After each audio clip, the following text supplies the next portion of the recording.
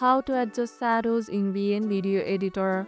Shadows can add depth and drama, and here's how to adjust them in VN Video Editor. First, tap your clip in the timeline, hit adjust on the toolbar, find the shadow slider in the list, and slide it right to brighten dark areas or left to deepen the shadows. Adjusting shadows helps reveal details lost in darkness or create a moody look. Check the video preview as you adjust. Pair shadow adjustments with highlights to balance dark and light areas perfectly. Have you ever tried shadow adjustment before? Share your results or questions in the comments below. And that's how you can adjust shadows in VN Video Editor.